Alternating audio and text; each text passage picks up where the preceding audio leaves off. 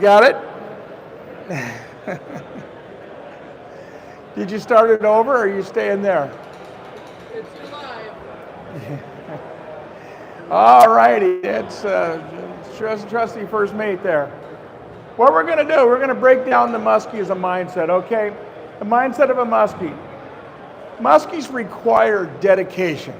They're not a happenstance fish. You have to put a little time and effort in on them. That being said, they don't take 10,000 casts to catch them either. There's ways to get around it without doing that. Some of it's lake choice, some of it's lure choice, some of it's the time of the day that you fish or the season that you fish.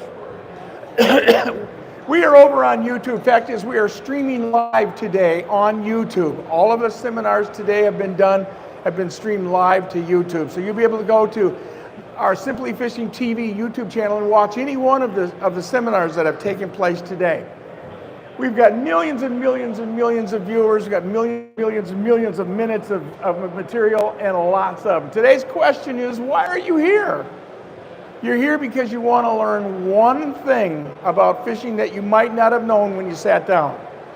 I've been doing seminars across the fishing industry for more than 40 years. And there's one thing that I have to say. You can't teach an audience everything there is to know about a species on a given day. You have to break it down in pieces. So if you come away with something that you didn't know, you won. You take that piece of knowledge and you apply it. That's what we're trying to do here today. Abstract thought is something that's very critical in fishing. Now, people don't think about abstract thought, but it's the ability to think and imagine in terms, contextual ideas. It's basically having the ability to apply abstract concepts to new surroundings and situations. Now, what does that mean? That means you're going to be thrown a multitude of different variables. How you deal with them, how you sort them out, and how you apply what you learn or what your intentions are to that resource is the thought of abstract reasoning, and that's what we're going to move forward on. Physiology. How many in here don't know what physiology is? Most of us know what physiology is, right? That's the body's morphing the intake of food into energy. When water temperatures are cool or colder, fish metabolize slower than they do in warm water. That's going to come very, very much to light as we move forward here today. But the truth of the matter is, when you have cooler water situations, fish respond one way. When you have warmer water situations, they respond another. There are highs and lows in both categories, and the fish will respond dramatically different in those categories, and we'll break that down for you as we move forward. The biggest thing to remember is it's a need to feed. People say muskie takes 10,000 casts. Well, if I was fishing in 38-degree water and I had a cloudy day on top of me with a chop, probably going to take 30 or 40,000 casts, because that fish, that feeding window on that fish might be once every 50 hours. So your opportunity to connect with that fish as a predator in that 50-hour period is pretty slim. As we move forward here today, we're going to define what happens when that water temperature goes up, and it's very dramatic. One thing that we've learned over the years, and I've caught, I don't know, thousands of muskies. I really don't even know how many. But one thing we've learned is their attitude is on a curve. In that real cool water down here, the fish is really lethargic, doesn't want to do much. As soon as that water temperature starts to get into their comfort zone, it's a rapid peak to the feeding cycle, and then it's a crash. Two reasons. Number one, they've met their need. The physiological need to feed is full. They don't have a Frigidaire to go to like we do to pick out a meatloaf that we left over the night before, whatever the case may be. They have to rely upon their environment dictating what they do. So after they've fed, they collapse. And this whole society will have a tendency to move in a relatively short period, and they'll move together. So you'll have schools of fish or groups of fish that'll move at the same time. Prime sunny periods based on the elements. We're going to start breaking this down for you now. We're going to be talking here below 70 degrees, okay? Our water temps are below 70 degrees, which is critical. When we say it doesn't take 10,000 casts to catch a fish, it's because we're going to select the time that we're fishing. We're going to select that time based on a different set of criteria. If we're looking at this particular situation where our temperatures are below 70 degrees water temps, excuse me, then we're not looking at the dawn period. We're not even looking at midday. Pre-dusk doesn't even give us a great opportunity, but dusk does. Because during the day, we're going to have warming, sunny conditions that are going to permeate that water temperature, going to raise that water temperature, and we're going to take full advantage of that water temperature. That fish, in the world of that fish, 1 degree of water temp is the equivalent to 10 degrees to a human. So if you have a 2-degree change in water temp, solid 2 degrees, that's the difference between walking outside from a 72-degree house into 50, or you get the drift. It's very cool. Or if you walk out of the 70-degree house and it's 90. Again, we feel it.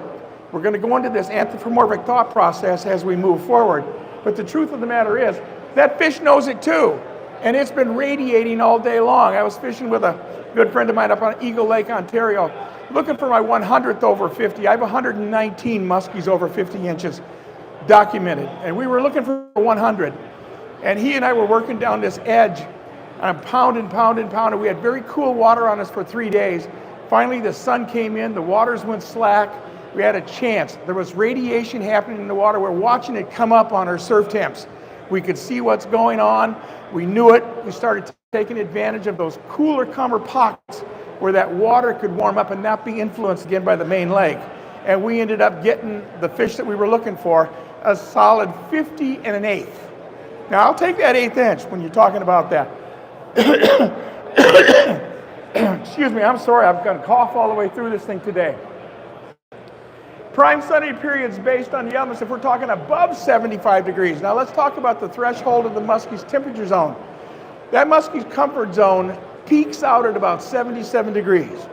That's when she starts falling off. And actually, she's becoming a little fatigued. And I say she because all the big fish that we're chasing are females. Male muskies seldom don't get much over about 46, 47 inches. Occasionally a 48-inch fish will sneak through. But those bigger fish we're looking for, they're going to be females. So that being said, pre-dawn, 45%, midday 5, pre-dusk 10, and dusk at 40. Now you see here, pre-dawn, 45 degrees, dusk at 40 degrees. Why is this important? If our temperature is above 75 degrees, how come our pre-dawn is so valuable? Because the water temperature is actually cooled at night. They actually fell back down. And the fish is starting to, as that low light starts to arise, that fish's photooptic nerves decide, hey, it's time to start feeding.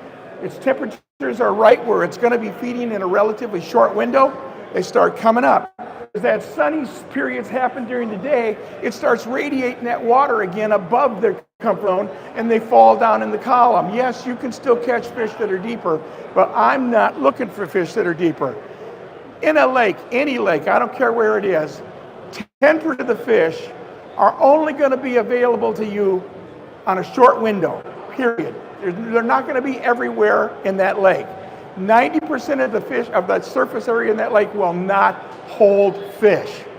So learning how to take advantage of that 10% is huge. If we look at the prime cloudy periods above 75 degrees, we see our pre-dawn dropped.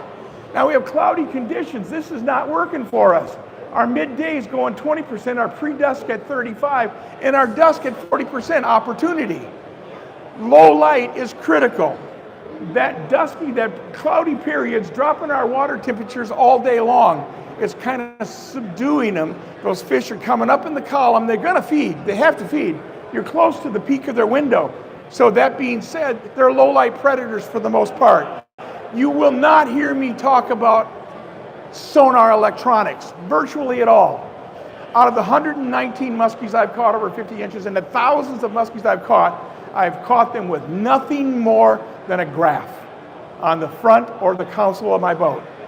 I don't use scanning technology. I don't use any of that because I spend 90% of my time in waters less than 15 feet because my fish, the fish I'm chasing, is in that 15 foot or less. That's my target. That's how I develop, if you will, a pattern of success because I'm not out probing 25 feet. Some people do, and they like it, and they catch fish. Unfortunately, I don't like it. I don't do it. I did fish one time with a guy up in northern Wisconsin who absolutely says, you got to come fish with me late in the fall.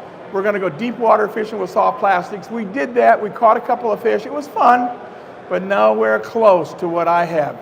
The excitement of seeing a fish come in on a follow, the excitement of seeing that fish come in on a figure eight, that's the adrenaline rush that we get of fishing. A good friend of mine called me midsummer and he says to me, he says, I'm fishing with live target. They're watching fish. He says, Bob, I pulled 15 fish up because I could see them. And I says, Matt, that's not fishing. I'm sorry. For me, it's not fishing. I'm a hunter. I'm not afraid to go out and pound the water, put the energy in, put the time in, and try to sort out where those fish are. And that's what we do. Anglers should always be aware of close to the boat contacts. Fish will often appear at the last end of the cast. You've heard us talk about figure eights in the past. Figure eights are key. Now, Chad was up here earlier today. Chad Harmon was talking about his figure eights. And his figure eights, he kept his rod in his display, he kept his rod down here. There was no change in latitude of that rod. I teach the people with me in my boat that there's two things you need to do, three things you need to do. First, you're watching what's going on. You never take your eyes off your lure. Again, we're fishing shallow. We're pulling topwater baits. We're pulling a bobcat, a spinnerbait. We're pulling an attack dog. We're pulling a Majorca. We're pulling stuff that's in the column. We can visually see what's going on. You're watching that thing come in. You're watching the fish. There it is. You're starting to read the fish. If the fish is 5 feet back and 3 feet down when you see it, and she doesn't come on in, she falls off. Then you back the boat off the fish. Get away from it for a few minutes. Turn around, come back in about 15 minutes. Maybe you have to guard your spot, depending on what the population is on the water. Come back in there and reapproach again. Now she shows up a second time. Now she's 2 feet behind your bait and 1 foot below on the bait. You got everything. You got the name, address, telephone number, and zip code. It's yours to lose at that point. And that's where the figure eight comes in. That fish is sitting there on top of you. It might even be opening its mouth just slightly, because it's tasting. It's trying to understand, is that real? It looks real? Movement's nice? Is it real? We don't know. That fish hasn't committed yet. So when you come into your figure eight, your first one's going to go down into the column. And on the outside, you're coming high in the column. And then you're going back down in the center of the column, and you're coming high on the outside. You're changing speed, direction, and altitude. You're making that thing look like it's getting away. That bait fish isn't sitting down there on the same horizontal plane. That thing's going up and down. It's changing dramatically. And those fish will trigger for that, and they will trigger quite hard. You learn how to use your free spools in a case like that. People have a tendency to set their drags a little bit too tight. If you do in a 40-pound fish, and I had it happen more than once, and my drag's not that tight, but I was fishing with Holly Tyron out of Century Lodge, and I had one about 40, 45 pounds come up and eat on a figure eight, and when she did, she just, boom, snapped it away she went, and my lure was about 50 yards away from us. It popped up, and I finally got my lure back. But the truth of the matter is that fish has so much power. When that thing turns around and decides to go south, it will break. So hit your free spool in your figure eight. Keep your thumb on your lure. hit your free spool. If she hits, then just thumb it out. You'll feel it come off your thumb. Just feel, once it turns, re-engage the reel, start working the fish. I use heavy equipment. A lot of people say that muskie fishermen use overbearing equipment. It's just too much. Truth of the matter is, it works for me because I'm throwing lures like this. I'm throwing a lure that's got 7 knots on it. This is not small hooks. These are big, big hooks. So when that thing does clamp down on it, you want to put the iron to it. If you don't, it's going to be a head shake and it's gone. So this rod's powerful enough to make the lure work, yet plenty powerful enough to set the hook. When we get up into our spinner baits, something like the Bobcat, when we get up to the Bobcat, we start a longer rod, softer taper. When I'm doing a figure 8 with this, you can see the length of my rod. If I'm doing my figure 8, I'm going down 6 feet, 7 feet into the column and back up around the outside, and I'm going back down again. And I come back around like this, and I come back down again. And every time I do that, that fish is getting closer and closer and closer. I'm watching the mouth, I'm watching. When she eats it, my rod is soft enough to be forgiving, yet powerful enough in the butt of the rod to lock horns. Get a chance at that fish, and that is critical. Very, very critical. All right.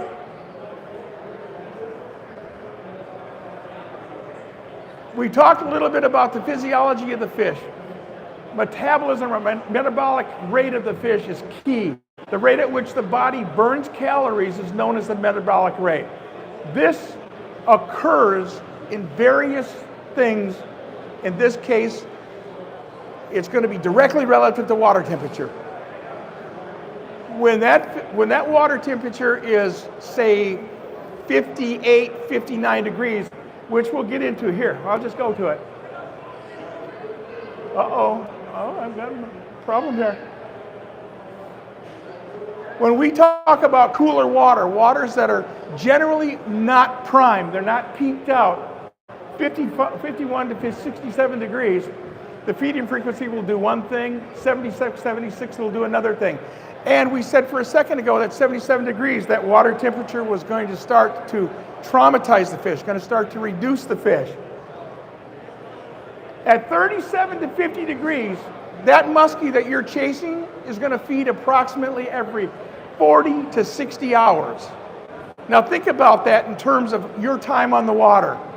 If you're trying to catch muskies with the least amount of financial investment, the least amount of energy investment, and the least amount of taken away from Ma's honeydew list, then you need to be aware of some of this. At 51 to 67 degrees, every 30 to 38 hours, the fish is feeding. You start to see what was going on here? At 68 to 70 degrees, our fish is feeding every 20 to 30 hours. In other words, at 68 to 70 degrees, we're getting one bite window a day. One opportunity. Is it going to be dusk or dawn? More than likely going to be dusk at the end of the day. When we hit 72, 73 degrees, every 12 to 20 hours. Now we're talking about a chance of maybe 2 opportunities in a day. 73, 75 degrees, 10 to 12 hours, definitely 2 opportunities during the day. If we're looking at 76, 77 degrees, 8 to 10 hours. We have 3 windows. 3 windows. So think of terms of summer peak if you want to go try to catch one of these fish, especially a big fish.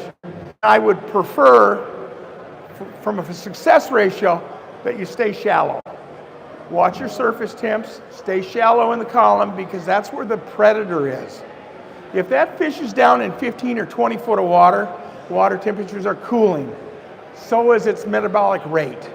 When that fish comes into the shallows, everything warms up. She's need to feed is there. And I can't express enough in the need to feed. That is a huge, huge deal for muskie fishing. 47 degrees and rising is the spawning cycle. That's what's going on right now here in Ohio. Fact is, you're a little bit below that right now. I think I heard Chad say he had 37, 38 degrees. So these fish are starting to make a move into the spawning habitat, but that's the temperature range that it's going to happen.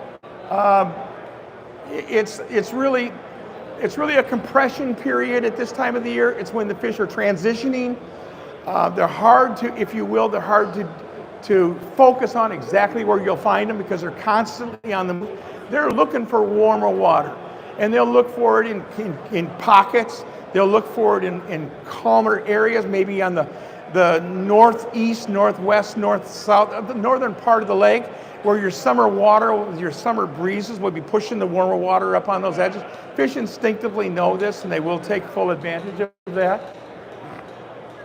If we move on to 57 degrees, we're talking about post-spawn. Now, muskies are not bedding fish. Your sunfish bed, your bass bed, muskies do not bed. They're random spawners. They go down the shoreline. You'll generally take about 5 males to service a full mature female. They simply swim until everything is absolutely right. So their maturation period is there, their water temperatures are there, their environment that they want to be is there. And then the males come in and literally start slashing at them. They'll open up their mouths and they'll bite them. They'll entice that female to drop those eggs. And she's a random spawner, so she's just dropping her eggs right down the line. There was a gentleman here earlier, I'm going to talk to him before I'm out of here. He said that the local muskies here don't spawn. I did a research study with the folks over in Minnesota 30 years ago, 25 years ago. And it was a broodstock lake that we had muskies in. And they kept saying that they don't spawn, they don't spawn, they don't spawn. Well, we were there one day with our camera crews, and we were fyke netting muskies. I don't know if you know what that is. It's a long net that comes off shoreline. It's this long drooping net and runs into a series of captives until it gets to a holding box. And it's probably 8 foot, 10 foot into the water.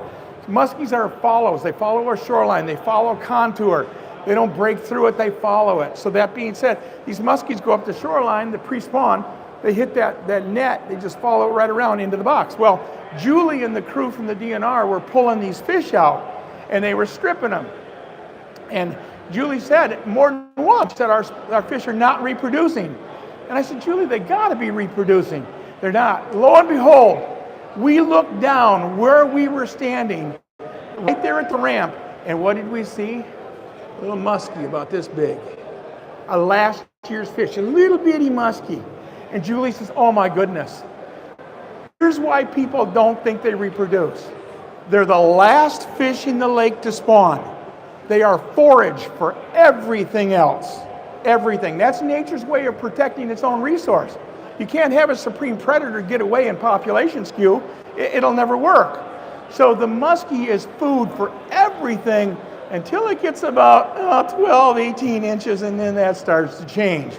But they were blown away realizing that they are reproducing, but it's so hard to see the evidence of that. In lakes in Ontario and stuff where we fish, more than once we've been to bull rushes early in the season and seen little muskies, 6 inches, 5 inches, be swimming in the bull rushes, little bitty muskies. It takes a lot to get reproduction. The recruitment of muskies is one of the most difficult things in the wild to identify. So I want to talk to them because I think if they study it a little bit more, they're going to find out they do get reproduction. All the fish needs is food, water temperature, of the base of the bottom, if you will, to feed. Now, if you've got an overabundance of carp or an overabundance of sunfish or an overabundance of these bottom feeding fish, yeah, eat those eggs. Northern pike eggs have a tacky substance to them, so when the northern pike spawns, they're random too.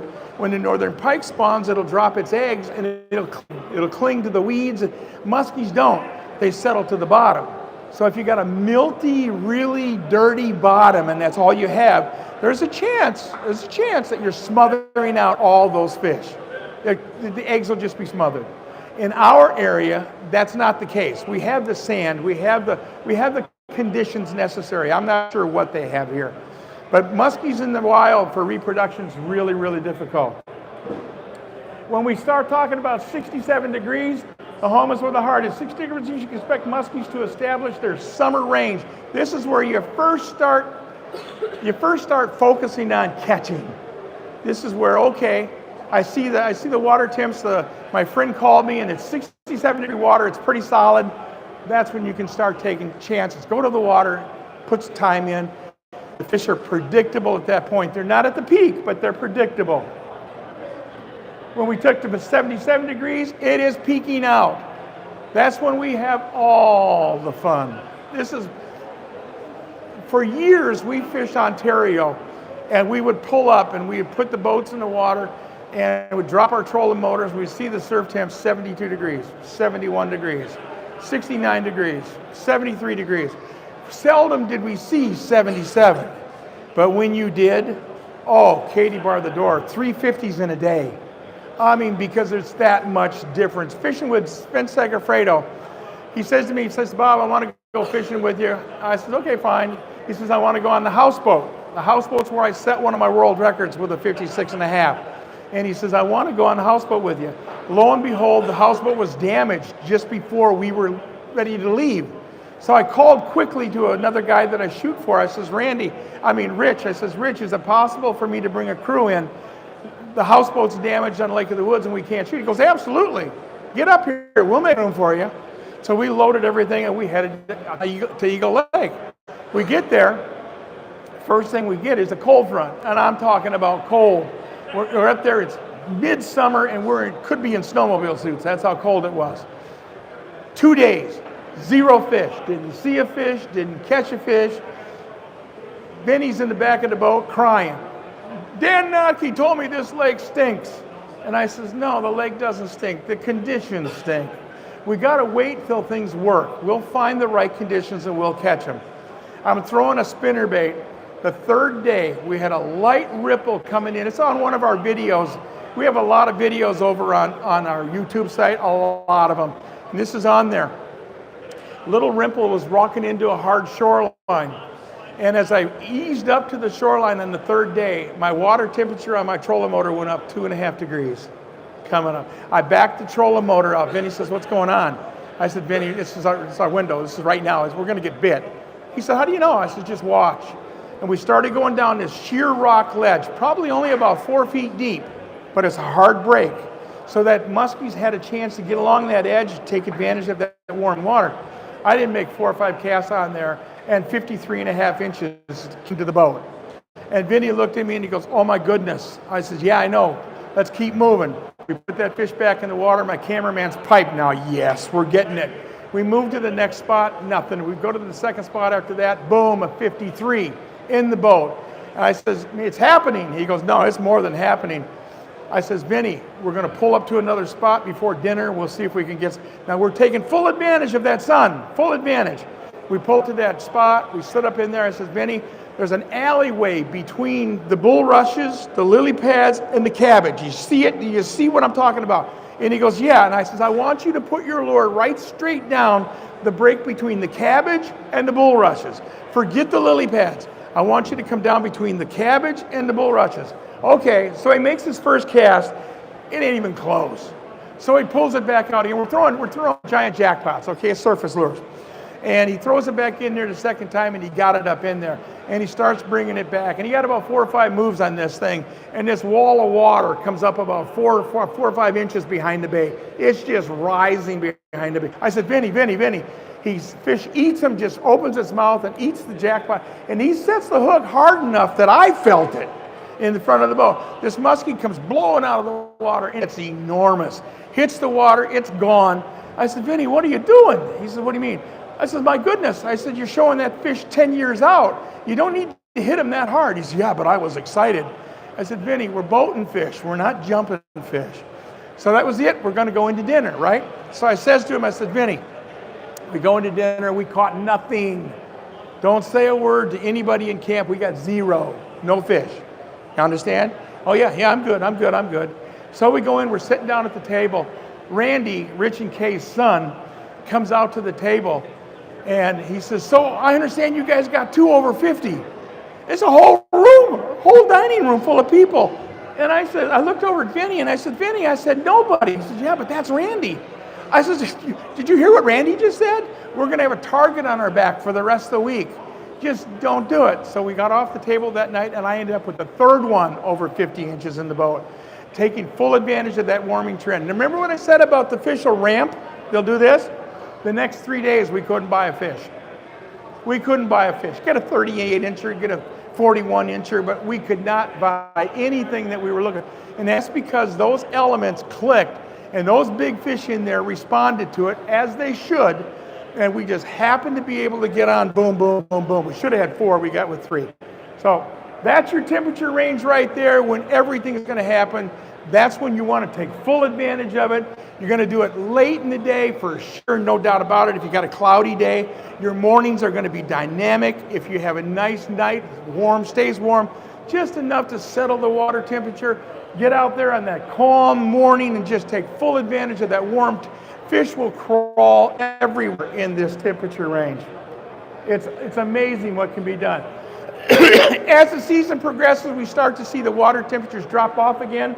This is our fall transition period. This is when fish move from the shorelines that we've been beaten up on out to the reefs, out to the rock-weed combinations, and we start taking full advantage of those protruding parts that come off the shoreline, whether perpendicular or off the end of a point.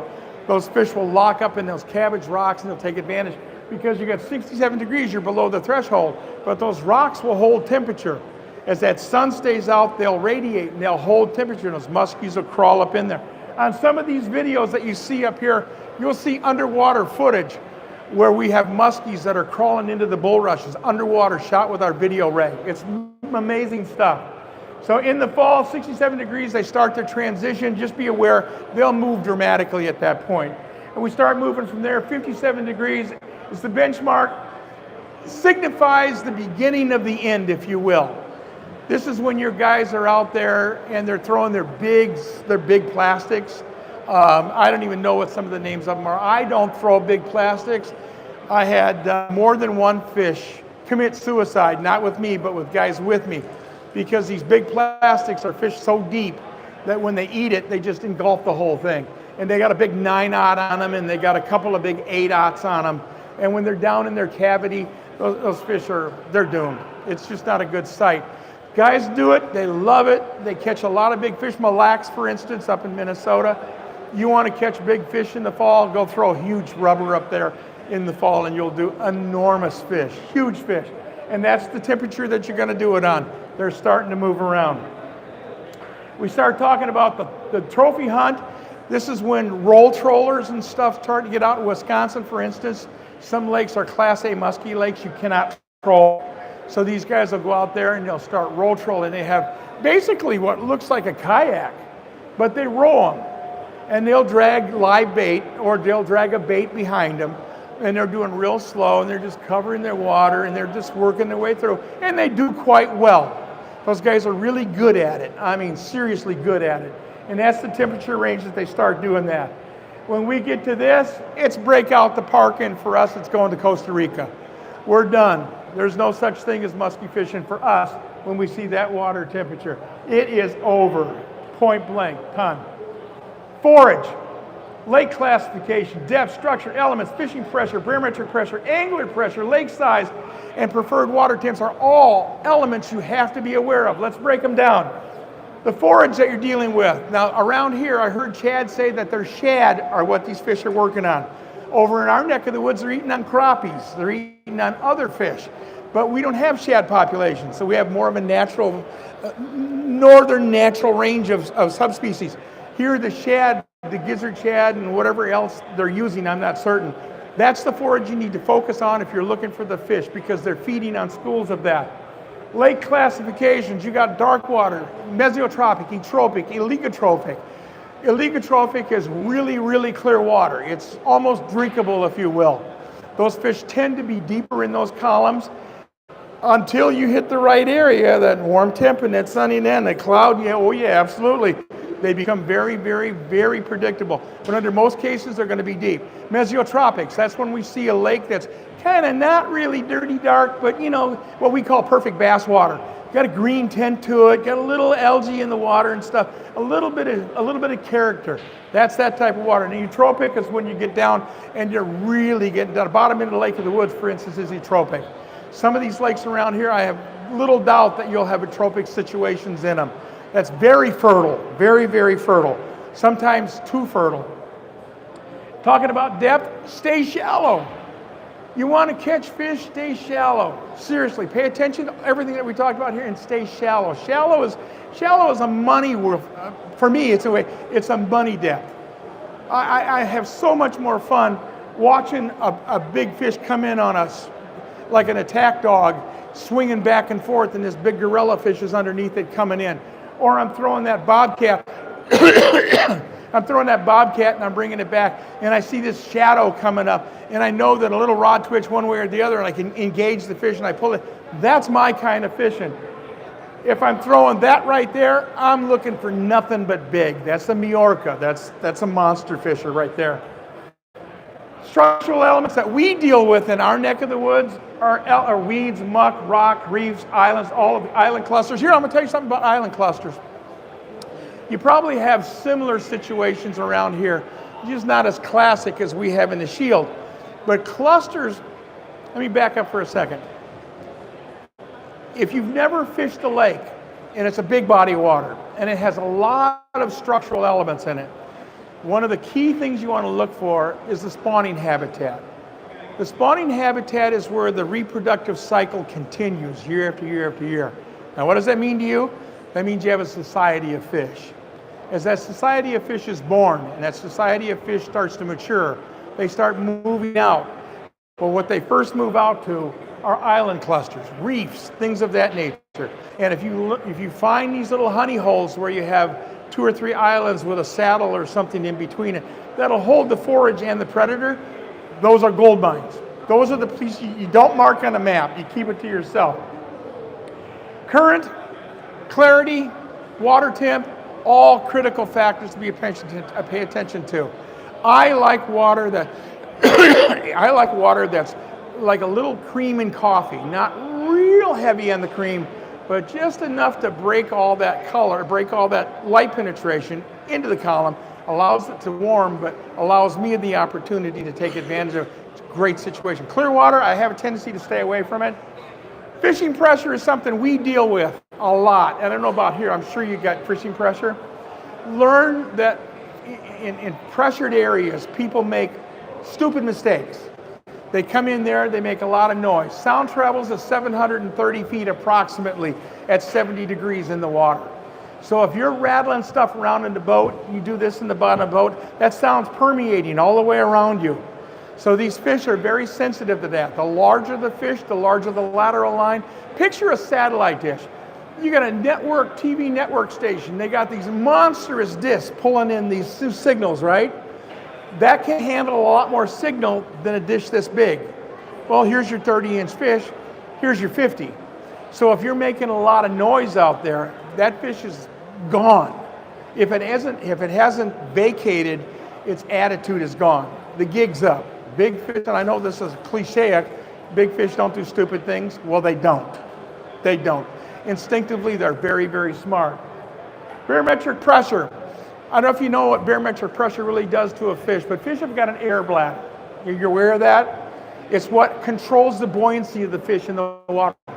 When the barometric pressure changes, so does the air bladder in the fish.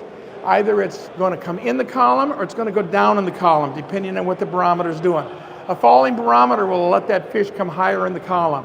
If it comes higher in the column, guess what? It's in your playground. If you got a high barometer, that fish is being forced down in the column, clear sunny day, bright high barometer, hard to catch fish. Now here's the key.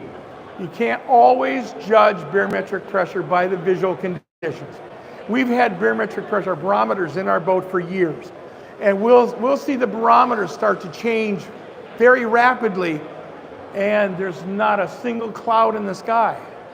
But that barometric swing is already starting because that front may be 50 miles out or 100 miles out. And we start taking advantage of those movements when it happens.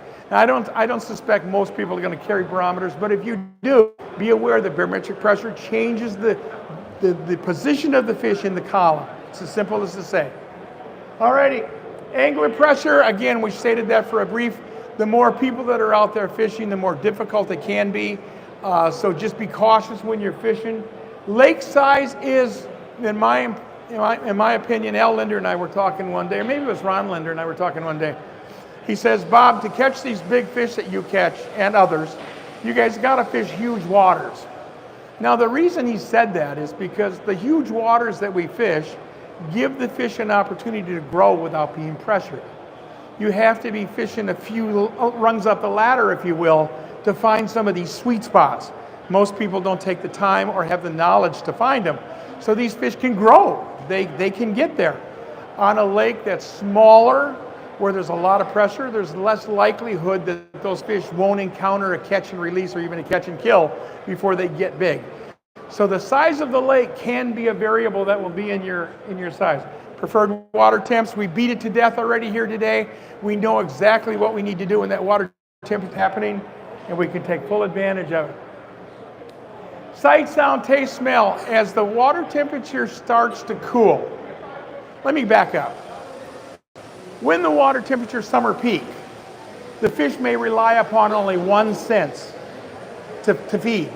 It might be sight, it might be speeds or sound, it might be color, but it doesn't take a multitude, I'm running out of mic, it doesn't take a multitude of elements to trip that fish. As that water temperature starts to drop, more and more of those senses are required, all the way down to, like we talked about, the roll trollers with their suckers, all the way down to where the fish is tasting, literally tasting the meal in the water before it commits. So just be aware of that. Everything changes when that water temperature changes. Like we said, we were talking about what sound travels at 4,800 feet per second at 70 degrees. That's very important because of the amount of emphasis it has on the bigger fish. It's pretty much, we can go on with that, but it doesn't need to. We'll just leave it at that. And I keep touching my pad over here. Let's move right on to, in today's world, you have a multitude of lure selections. Now, I've said earlier on that lures don't really catch fish. What catches fish is choosing the right lure for the right time in the right place. That'll make all the difference in the world. Let's start with bucktails, okay? If you've got bucktails and you've got a real small blade on it, you're gonna have to move that lure quite fast to stay up above whatever that structure element is. That vibration is gonna be a higher frequency. It's gonna be emitted in a very small footprint, but it's a reactive frequency. So as the water temperatures are starting to change and you're moving these baits faster with these, smaller blades, you can get reactionary strikes because the fish will respond to it. When you start getting to bigger blades, now you got a thumping sound that comes off. It's not a high frequency, it's a low frequency. Elephants can hear another elephant 10 miles away. The frequency is so low that a human will never detect it. Well, that same philosophy takes place here. That big blade thumps longer, it's wider. So if you're pulling over a weed bed and you're pulling back a big number 10 or a number 11 or 12 blade, and that thing's just thumping, that's radiating down and around. Much bigger footprint than a smaller blade. Plus you're slowing it down, which is key. Rattle versus, do you need a rattle or not? We throw rattles and baits to sell lures, okay? We really do. The attack dog, for instance, up here has got a rattle in it, but the truth of the matter is that lure, it's the bloop, bloop, bloop, bloop, bloop. You get off of the tail of the lure as it moves. It's not the rattle, but when a guy's in a retail center, he goes, yeah, it's got a rattle, and it's going out the door. So that's really the truth of it. Props, when we talk about props, we're talking about something like this bait right here. This is the Miorca, this is what I told you about. This is a big fish bait. It's got a big blade on it. This thing's indestructible. The truth of the matter is... Thank you for attending. Uh-oh, we are running out of time. Oh, 4 more minutes.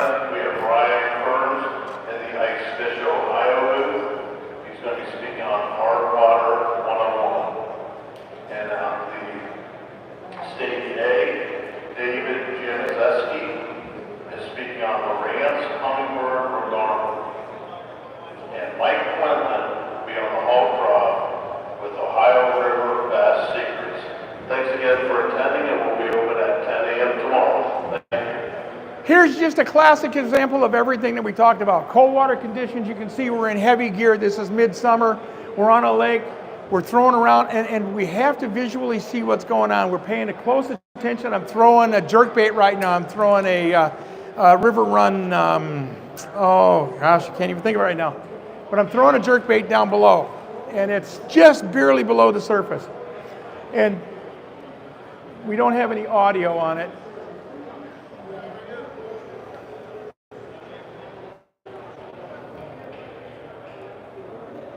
No, HDMI is not giving audio. But what we're doing is we're working off a sunny shoreline, a sunny rock reef, the type of structure we were talking about.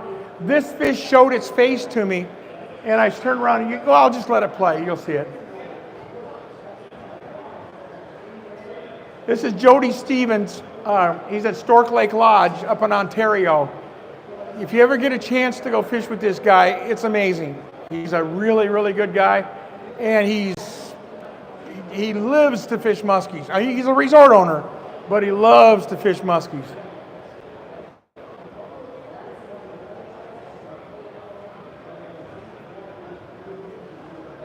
Right now we're talking about the sun that's radiating. This is that structure we're talking about. That island. So I got a saddle there, got a nice long point coming off of this thing. We're going to turn the boat right now. As we do, we're going to throw back up this edge. We're going to throw right up this edge right here, and we're going to come down that first break line. That's where that fish turned and went back to. If you're paying close attention to the fish, when she goes away, you'll see where she's headed.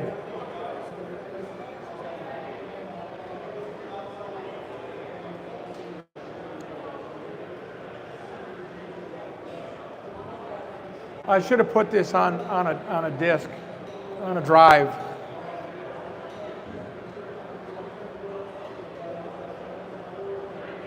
Manta. I couldn't think of the name of the lure. It's a River Runs Manta.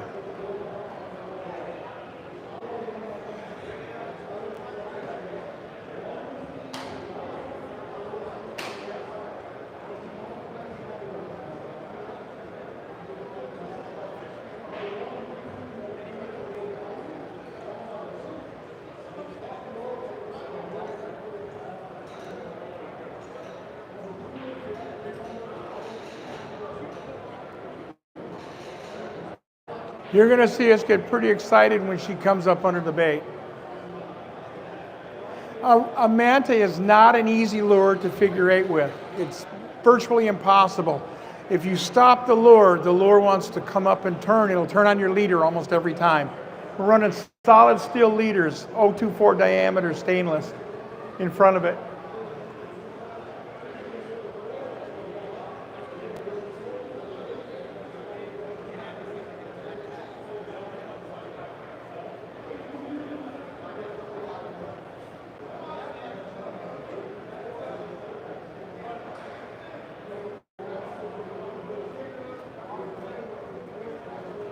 Casting distance, by the way, is very much a plus for muskie fishing. The further you can cast, the better off you are, because you can get outside. You see Jody hooked up on her?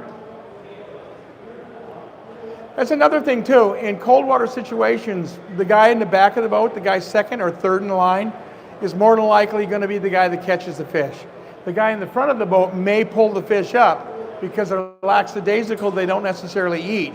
But that second or third approach as you're going through there will oftentimes be enough to trigger it, and that was the case with this. You can see this right here. That's that lure right there laying on the deck. And in the bag we go. That's what we're all trying to do right there, folks. We're trying to catch these fish. We're going to be out of here pretty soon. I guess everybody's ready to leave. With that being said, thanks for coming in. Thanks for listening to me. It's my pleasure to come to Columbus and talk muskie fishing. Thank you very, very much.